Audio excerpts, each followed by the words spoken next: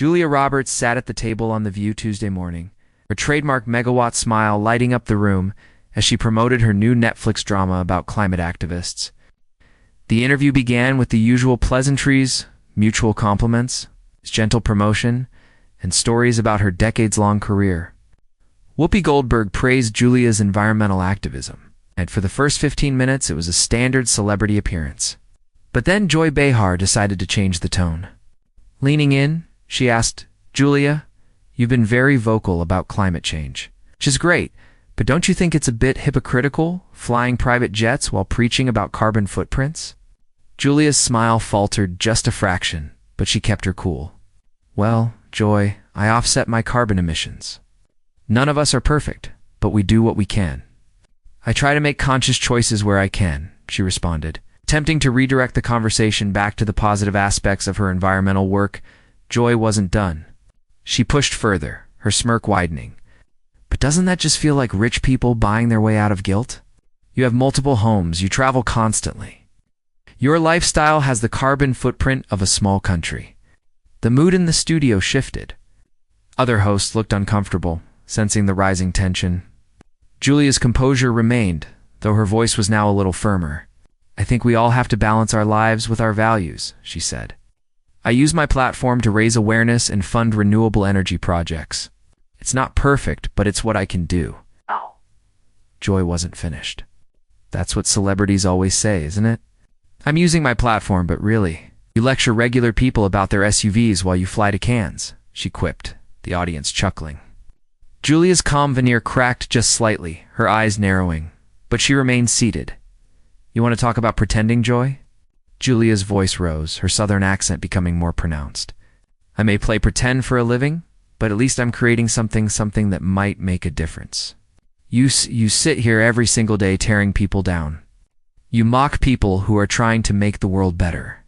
What have you done, Joy?" The room fell silent. The air crackled with tension as Julia's anger began to simmer, and she stood up abruptly, no longer trying to hold back. "I've spent millions on environmental causes, lobbied Congress, and changed my entire lifestyle," she fired back.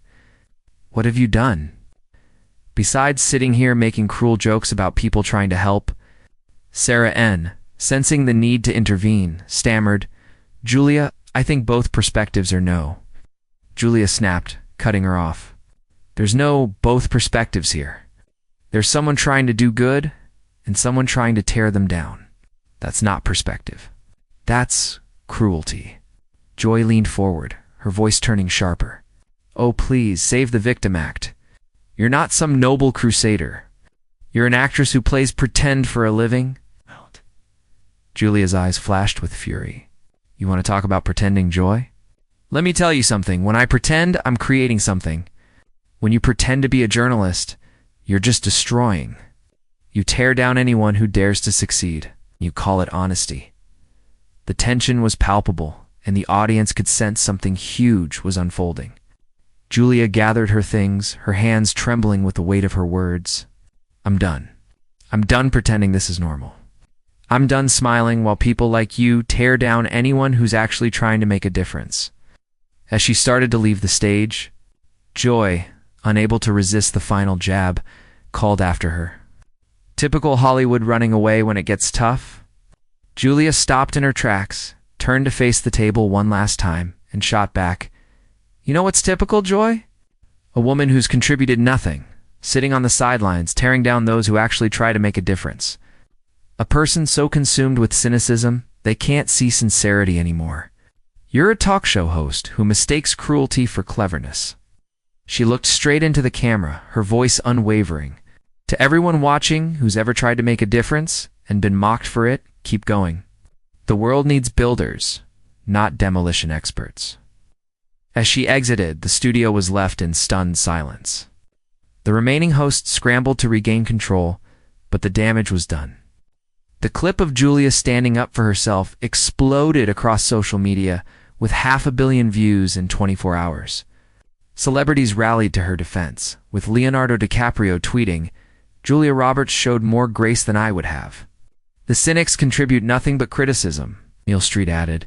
"What has Joy Behar ever done for any cause?" The network was forced to deal with the fallout. Sponsors pulled out, and the show's toxic culture was called into question. The next day, Joy attempted to defend herself, but without anyone to attack, her solo segment fell flat. Meanwhile, Julia posted a message on Instagram, writing, "I lost my temper yesterday, but I won't apologize for defending work that matters. We face a climate crisis, and we need everyone doing whatever they can, however imperfect. The cynics who do nothing but criticize those trying to help are part of the problem." Months later, Julia, at an environmental summit, reflected on the incident. "That moment on The View crystallized something for me," she said. "The biggest obstacle to progress isn't those who oppose it. It's those who mock anyone trying." Joy Behar represents that cynicism. And cynicism, it's just cowardice dressed up as wisdom. She paused, looking out at the audience. Sometimes, the most powerful thing you can do is stop smiling through disrespect. It wasn't planned. It wasn't scripted. It was just a woman who'd spent decades being gracious, finally standing up for what's right. And sometimes, that's the most powerful thing of all. The crowd erupted in applause, and in that moment, Julia's words carried more weight than any scripted